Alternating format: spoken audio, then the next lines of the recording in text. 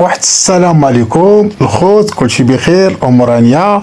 بلا ما نطول عليكم، مرحبا بكم في قناه ابو ايمن نبيل اللي غتقدم لكم واحد النكتات زينين رائعين. قبل ما نبداو نخليكم مع هذا الفصيل ونتلاقاو ديريكت في النكتات.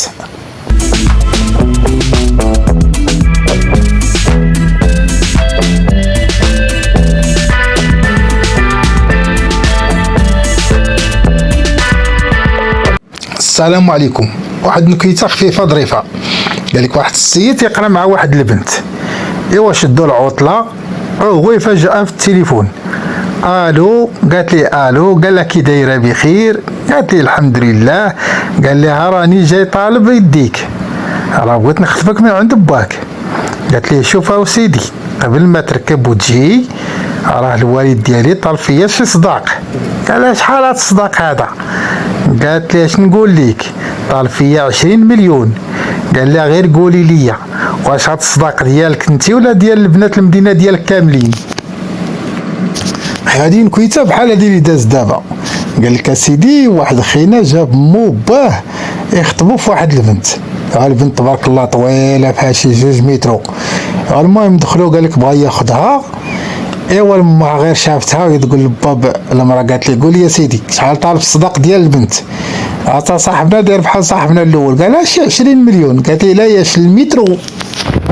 قال لك اسيدي شي عسكر ديال شي بلاد، بلا ما نجبدوا البلدان باش حتى واحد ما يبقى فيه الحال، قال لك بغاو يديروا تحيه العالم.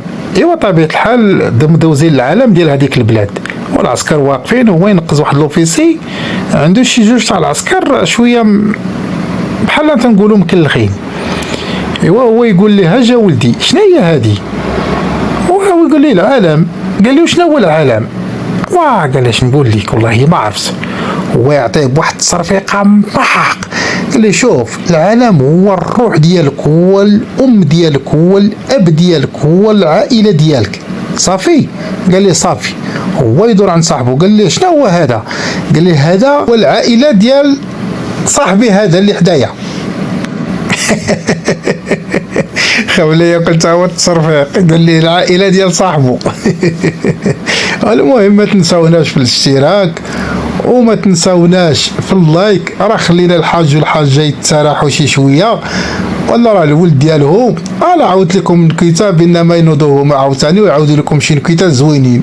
وطبيعه الحال اللي بغى يشارك معايا النكتات ما عليكم كي قال لكم الوليد انكم تصيفطوهم لينا في التعاليق، ومرحبا بكم، وندوزهم يا انا يا الحاج ولا الحاجه. مرحبا بكم والى اللقاء، سلامه.